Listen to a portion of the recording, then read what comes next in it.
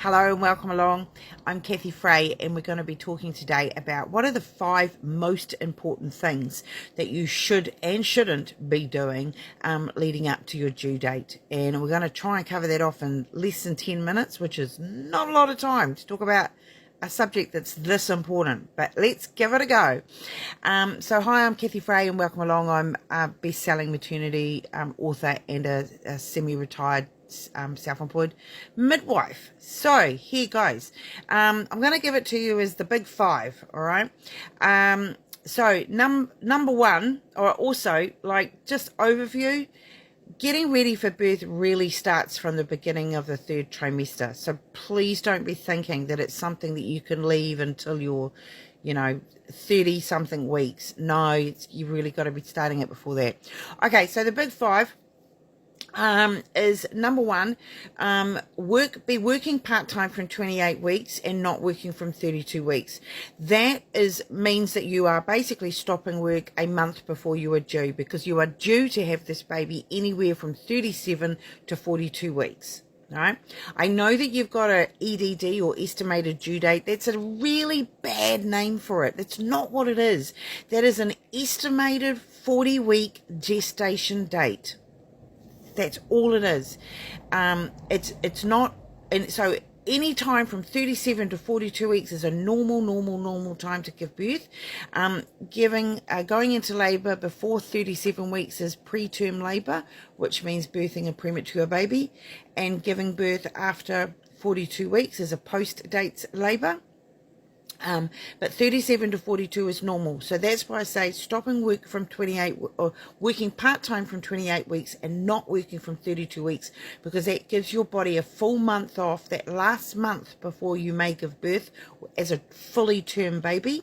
And you really want to be having that rest time leading up. It's going to absolutely help to substantially reduce your chances of multiple different pregnancy complications, including preeclamptic toxemia, gestational diabetes, preterm labour of a premature baby, and an intrauterine growth restricted baby. Those are babies that are poorly growing. So those are the big 4 things, and that is all about birth prep, because if you get any of those 4 things going on, chances are you're going to be induced into labour, and that is far from ideal.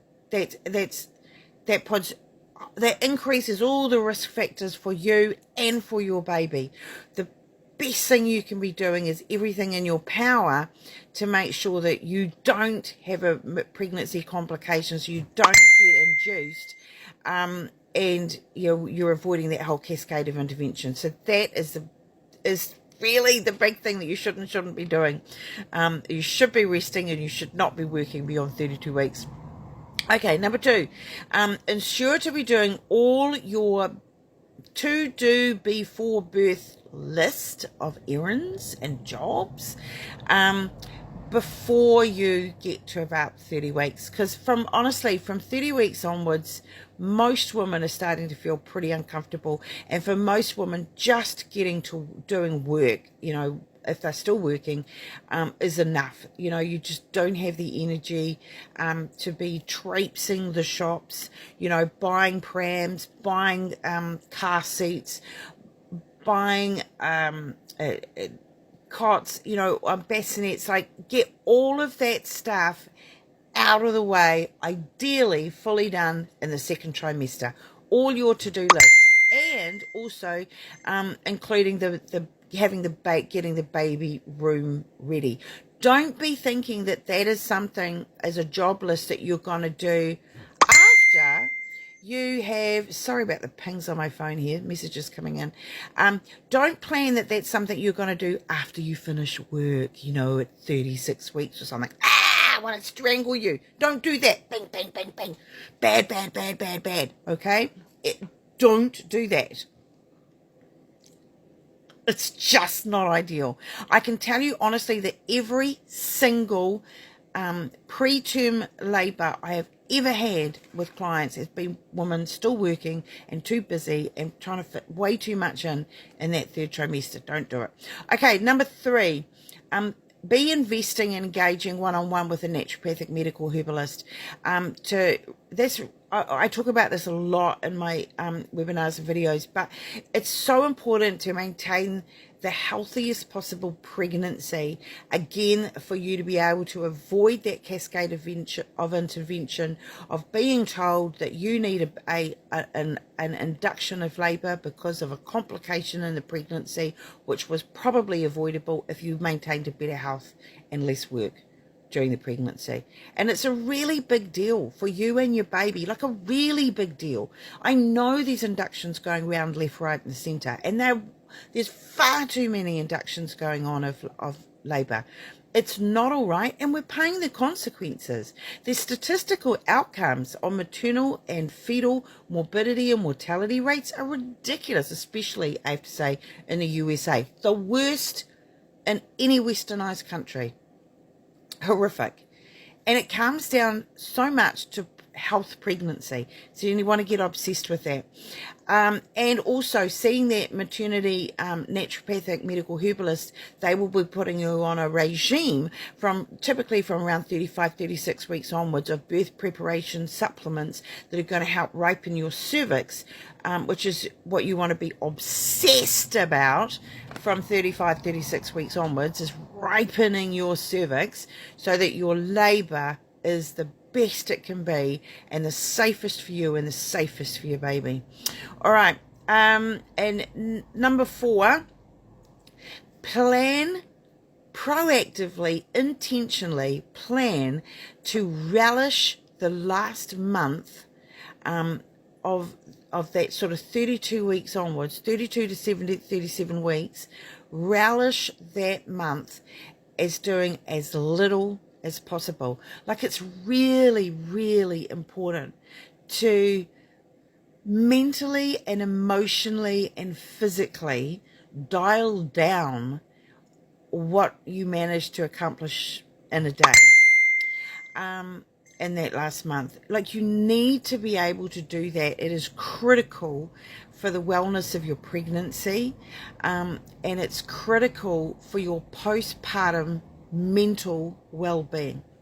You know, when you go from a woman who every single day, you know, gets up and has a shower, you know, well and early in the morning, is in the car and out the driveway or on the bus or on the train,